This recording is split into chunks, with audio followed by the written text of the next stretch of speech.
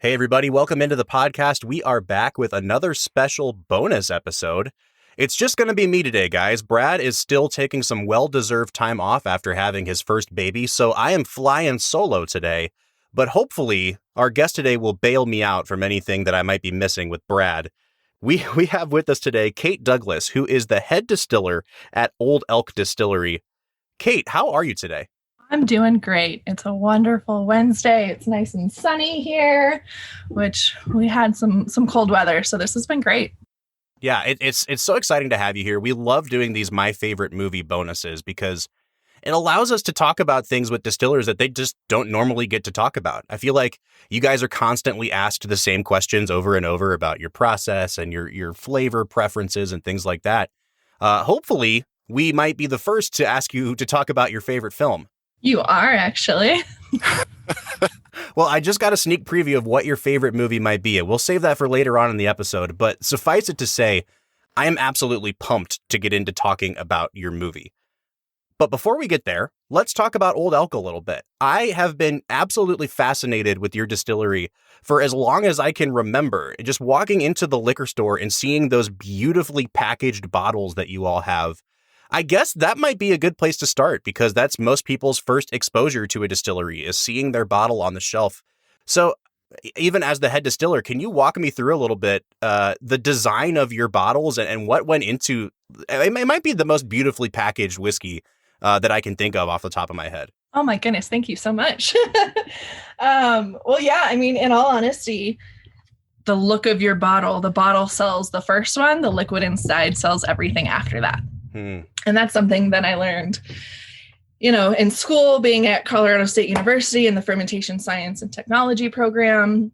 And, we've really kind of brought that through and we got to go through a lot of really fun things with this bottle.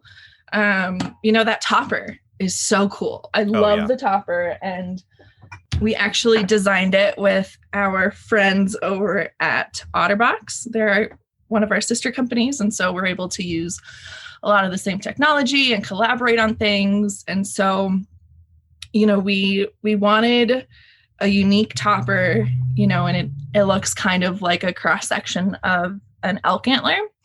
And so that's what we were going for. And we kind of just gave them the idea and they did a 3D printing model of it. And we fell in love with it. And so then they started tweaking things. And then eventually now it's injection molded here in town and then decorated here in town. So we can do custom toppers for any like bourbon single barrels. And it's really fun. It's a little interesting because we're actually doing the gluing of the cork in the topper here in town at our facility. So the bottle's really, it's hands-on. We're always tweaking things and changing the design on the topper and the crest and everything. So it was a really fun bottle to work with. And you're right. It's just beautiful. Yeah, I absolutely love it. And as we get into talking about the distillery, I'm hoping you can fill me in a little bit on the background of the distillery itself. So you joined Old Elk in 2015 and you were named head distiller in 2017. But the brand existed for a little while before you came on board, right? It did, yeah. So the company was founded back in like the winter of 2013. So we're just over 7 years old right now. And our owner, just really, he loves whiskey and he felt like we could bring a really great whiskey to market. And so we actually started partnering with Greg at MGP right at like early 2014. And our owners went to him and was like, we want a smooth and easy drinking bourbon. We're not going to constrain you with, a mash bill or anything. Like, we want you to just create the best bourbon that you can. And it was really the first time that Greg was able to play around and do something unique. I think we were one of the first companies that actually took that idea to MGP of like doing a custom recipe. And Greg ran with it. He did the 51% corn and then wanted to bring some more malted barley aspects to it. And so that's at 34%. Typically with bourbons, you're going to see your malted barley at, 5 to 12%. And so this was something just like totally different. And then throughout his decades of experience, he always felt like, he loves that little bit of rye spice. And so he did 15% rye. And, I think he nailed it. It's a really fun bourbon because it's a little different. You've got that high barley concentration and you get a lot of like almond, almost amaretto notes coming off of it. Sometimes a little chocolate from that malted barley. So he nailed it. And then we were talking to him and it's like, well, what other recipes that you make do you really enjoy? Do you feel, is something different from what else is out there? And so he suggested the wheated bourbon, the wheat whiskey, and the rye whiskey. Of course, he's one of like the godfathers of rye. Greg and Larry are kings, the kings of rye, really. And so, of course, that's one that we went with. But then beginning of 2015, we opened up our facility here in Fort Collins. At the time, it was supposed to be just R&D. And so we were really just playing. And so I started here, I guess, 5 months into distilling at this location.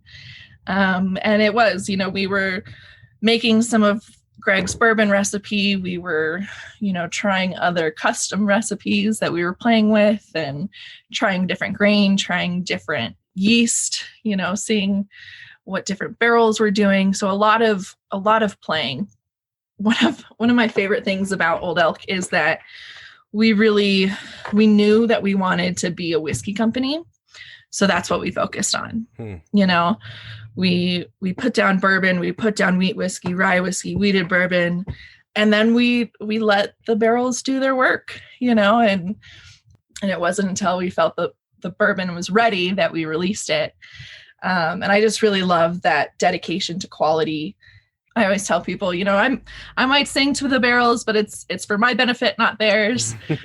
There's nothing that's going to speed up that aging process. And so I love being with a company that really, really focuses on that and really, doesn't try and cut any corners or anything. Absolutely. Yeah, that makes sense. And so like one of the things that I've really kind of gravitated towards in your bio, you have the background in fermentation science and technology. But one of the things that you were kind of brought on board and given free reign to do was to develop this Dry Town gin. And my co-host is not here with me today, so I get to talk to you about gin a little bit, even though we're a whiskey podcast. If I'm not drinking whiskey, I love drinking gin. There's just something about that botanical, really aromatic element to gin that I think hardcore whiskey drinkers overlook gin. Sometimes they'll gravitate towards like tequila or whatever. I'm a gin person. And so when you're building a product like a gin from the ground up, how does that help form you as a distiller of a lot of different kinds of spirits? So with developing Dry Town, it was really fun because it was something that, I'd never done before. I'd been working mostly with the grain and gin is just such a big category. There's not really a lot of regulation with gin. It's just, well, there's got to be juniper in it. And so I was like, okay, cool. So again, it was a lot of playing. I mean, I distilled, pretty much anything and everything. Chili peppers. We did serranos. We did jalapenos. We did grain. We did hops. We did flowers, roots, chocolate, coffee. I mean, really, it was trying to figure out what distills well, like what flavor carries over well in the distillation process. And I mean, there were some really bad ones. I'm not a coffee drinker, and the coffee was really, really, really bad. Like, I don't like regular coffee, but this coffee distillate was like coffee grounds that have sat in the trash for 4 days. Oh gosh. So it was a lot of learning, what doesn't work, and then how to kind of blend those flavors together. I'm not normally a huge fan of gin, mostly just because of, bad experiences, like why most people don't like gin. But it really opened my eyes to the category, and we were trying all sorts of gins. I have a cabinet full of gin, just doing market research and, thinking of what flavors we like, what flavors we don't like. And then just the distillation process itself, We actually do a maceration, so a liquid extraction and a vapor extraction all in one run. And some distillers will do, each botanical separately and then blend after that. And so it's kind of it's like the wild, wild west. You can do what you want, but it was great. And, finally we nailed down our botanicals. So we've got 10 botanicals in there, but I love Dry Town Gin because it is an approachable product. And so it was a lot of thinking, well, let's not just create a gin. Let's make sure that gin works with other things, and I think that definitely kind of bled its way into the whiskey. But really, the gin was just a great experiment and, really digging into that distillation process. Yeah. And it was a great experience for sure. So looking at your whiskey lineup, you guys were kind enough to send us the full lineup, all 4 of your standard whiskeys that you make. We've got the high malt bourbon, the straight rye, the straight wheat, and then the wheated bourbon. And it was hard for us to pick which one was our favorite. For some reason, I really gravitated towards that wheat whiskey and the wheated bourbon. Brad really seemed to like the high malt bourbon. I have to ask you, as you've, I'm sure, sampled all of them hundreds and hundreds of times, which one do you find yourself kind of steering towards most often? Oh, I gravitate towards the wheated bourbon. Lately, it's been, I love all of our products, but lately that one has just been so warming, and so the mouthfeel is so beautiful, and the flavor profile, that wheated bourbon's just been amazing. And I love that you love the wheat whiskey. That one was one that Greg was super excited to bring to the market because he was able to take what he learned from making rye whiskey and, put that towards making the wheat whiskey. And it's just such a beautiful spirit. And, because the grain itself is a little bit lighter, you're able to taste a lot of flavor compounds that you don't always get, they don't always come through with the corn.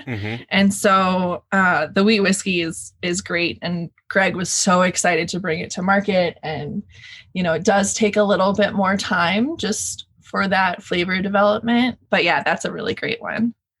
Yeah, for sure. So I do want to ask about this high malt bourbon, though, because, there's only really a couple distilleries I can think of that are doing a high malt mash bill. And for those people in our audience who may not have really experimented a lot with different kinds of bourbon mash bills, what do you think the higher percentage of malt in the mash bill does in terms of, the flavor profile and what it brings to the table that just kind of a standard mash bill might not be bringing? The malt definitely brings a little bit more chocolate notes, a little bit more roasted notes to the bourbon. That almond amaretto flavor that I was talking about earlier. The other great thing about this recipe is it really does a good job at not only attracting bourbon lovers, but also Scotch lovers with that high malted barley concentration. Because you got to think most of your Scotch is a single malt or right. Pretty much all malt whiskey. And so it really pulls from kind of both categories. And it really does make for a smooth and easy drinking bourbon. Yeah, that it does. I actually, it's afternoon now, so I don't feel so bad doing it, but I'm definitely sipping on some of it right now as we talk. It's really just lovely. And you're right. There's that element of kind of Scotchy undertones to it that you don't typically get on a bourbon. And that's kind of what I love about Old Elk in general, is that it almost seems like with each expression of whiskey, and I hope you take this the right way, but it's almost like a 2-for-1 deal. Like with your bourbon, you kind of get some Scotchy notes. And with the wheated bourbon, you obviously have the wheat notes as well.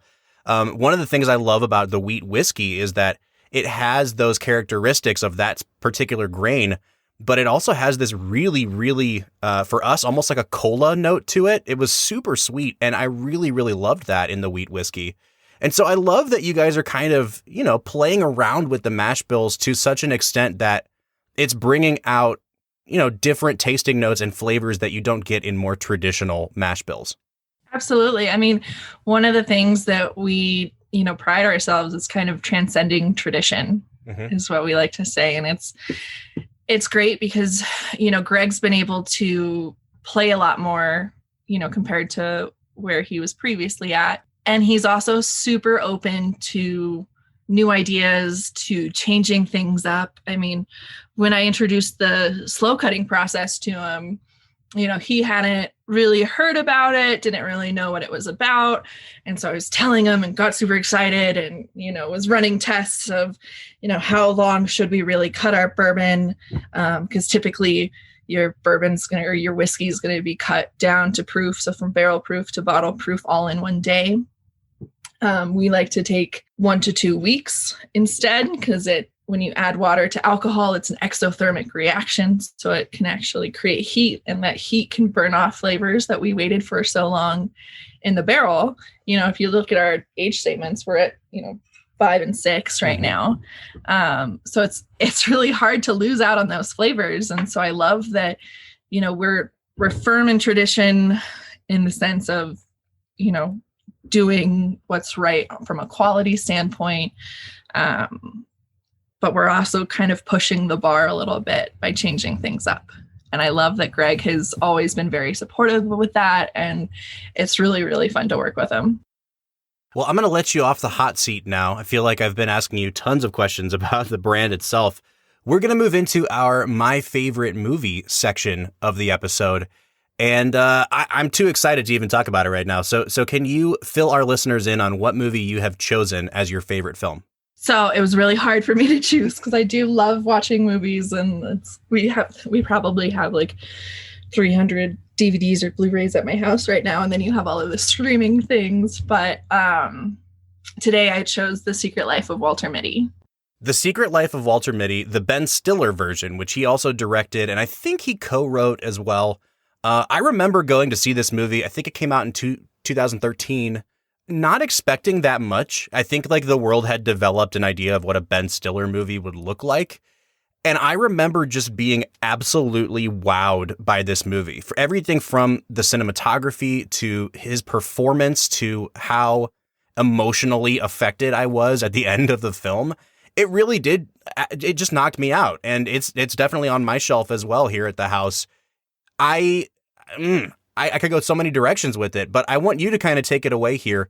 When you first saw this movie, what was it that made the movie stick with you? So the first time I saw it was probably spring of 2014. We were having a movie night at my house, and my roommate brought this movie. And I, like you said, I mean, typically your Ben Stiller movies are not like this at all. I always think of like Heavyweights and Ben Stiller, working out and right. being crazy towards his kids.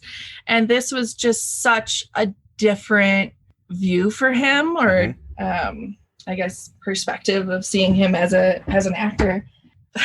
The soundtrack is absolutely incredible. Oh yeah. But when I first saw it, there were parts of me that was like, what is this? I mean, Adam Scott looks like he has some weird fake beard glued on his face. That beard is egregious, I have to say. Like I've never gotten over how weird and black that beard is for his very brown hair. Exactly. And I was like, what is happening? And all of his little daydreams and everything. I'm like, this is the weirdest thing ever. But as you get into it and, see him change by getting out of his head and actually acting on something, that really stuck with me of, if you just step back and like not overthink everything, you can do incredible things. So I have to ask, did you ever read the short story that the movie was based on? I remember we had to read it in high school. In, I think, 9th grade, it was included in our English textbook. And, they made a movie about it back in the 40s, I think, with Danny Kaye. And it was really closely stuck to the short story where this guy was basically imagining himself as like a secret agent or a spy. And they took elements of it for this movie. But I love that they went in a completely different direction with it. So did you have any prior knowledge of the Walter Mitty backstory at all? No, I didn't. It was something totally new to me. And I remember doing after watching it, looking into it a bit more and learning that there was a short story, but hearing that it was very, very different from the actual movie. Yeah. And I think that it was kind of a huge improvement, to be honest.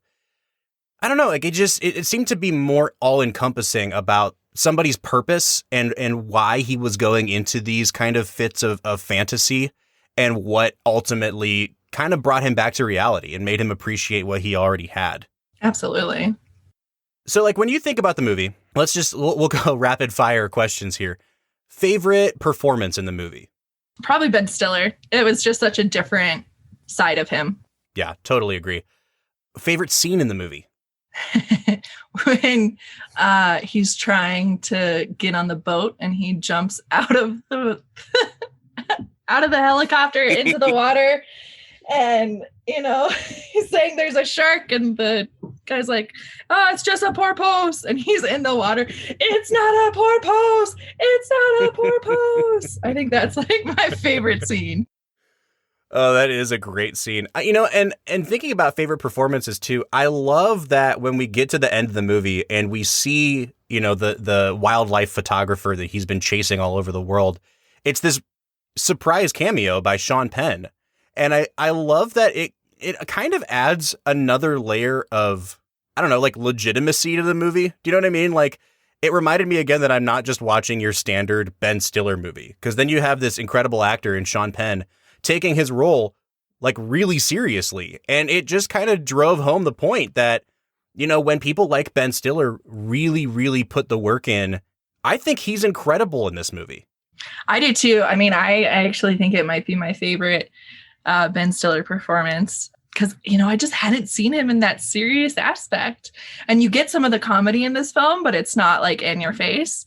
And I do that Sean Penn cameo was perfect. He played it perfectly. All right. So you sent over a couple notes that you wanted to talk about with this movie. And one of them was the motto of Life magazine, which in the film, Walter Mitty works for. And the motto is to see the world, things dangerous to come to see behind walls, draw closer, to find each other and to feel. That is the purpose of life. And I guess I just have to ask you, like, it sounds like there's a very personal attachment on your end to those words and to the underlying, message of this movie. So, like, just on a personal note, why does this movie speak to you so much? It's just, sometimes we all get in our heads. I don't typically daydream like Walter Mitty does. But there are definitely some times where, I don't want to do something, or, I might have to challenge myself to do something. And I also love to travel, and which happens a lot in this film. And that motto just, even when you read it again, it just chills all over my body. I would totally get that tattooed on my body. But it just, I think it encompasses things so well. Purpose of life is to go and have experiences. Don't just hide. Don't just, try and push yourself out of your comfort zone. Find people, have those experiences. Like that's the purpose of life. And it gets me every time. I have to say, I'm a little disappointed that you don't want to get "It's not a porpoise" tattooed on your body, but that's fine. We'll skip over that. I would do it for you. I would. Oh, I appreciate that. This is what I'm here for, to inspire people to make instantly regrettable choices. Oh, no. I can't even say that would be a regrettable thing. Like it's one of my favorite parts. I was telling my fiance about, doing this podcast, and he was just absolutely amazed that I didn't choose Interstellar as my movie. And I was telling him that I said like my favorite part of the movie, and he's like, oh my God, I already know what it is. I was like, what is it? And he's like, it's not a porpoise part. And I was like, yes, that's totally it. Oh, that's great. It is funny though that you were kind of going back and forth between this movie and Interstellar, because I do feel like there's a ton of similarities there. There's like this whole desire of, in Interstellar, it's leaving Earth to find something else that's going to be the future of the human race. In Walter Mitty, it's traveling around the world to try to find the meaning of life. There's definitely that same kind of like undercurrent in both of these movies. You're absolutely right. And I didn't even think about it like that. No, you got to own it. You got to say that this was completely purposeful. Because totally on purpose. Yeah, definitely. Kate, I cannot say thank you enough for joining us on the podcast today. Any chance I get to talk about Walter Mitty is always appreciated, because I still feel like it's an underseen movie. Like, more people should be watching this movie than actually have. I agree. I showed it to my fiance. He had never seen it. And it just sends such a great message. It's, there are some really funny parts. There are some really serious parts. Great music in the film. Absolutely great music. But it totally is like an underappreciated film. So, Kate, before we sign off for the day, is there anything kind of coming down the pike from Old Elk? Anything you'd like to plug as we release this episode here in February? We're always trying new things, and we're really excited. We're playing with some casks. We're playing with some new products to bring to market. We've got something fun coming this winter, which we'll have to fill you in as they happen. But no, 2021 is going to be a great year for Old Elk and for our herd, our lovely community of, Old Elk fans. Yeah. And I'm really excited for what we have coming down the pipeline. Well, we're excited too. We cannot say enough good things about Old Elk as a distillery, being conscious of what the consumer wants, whether it be from the variety of whiskeys that you guys offer to, again, that beautiful packaging that you have. And it has just been such a pleasure to talk to you today. Oh, the pleasure's all mine. Thank you so much for inviting me. Everybody, that has been Kate Douglas. She is head distiller at Old Elk Distillery. This is Bob Book. I'm signing off for the week. We'll be back with another one of these interviews next week, so stay tuned for that. But until then, we'll see you next time.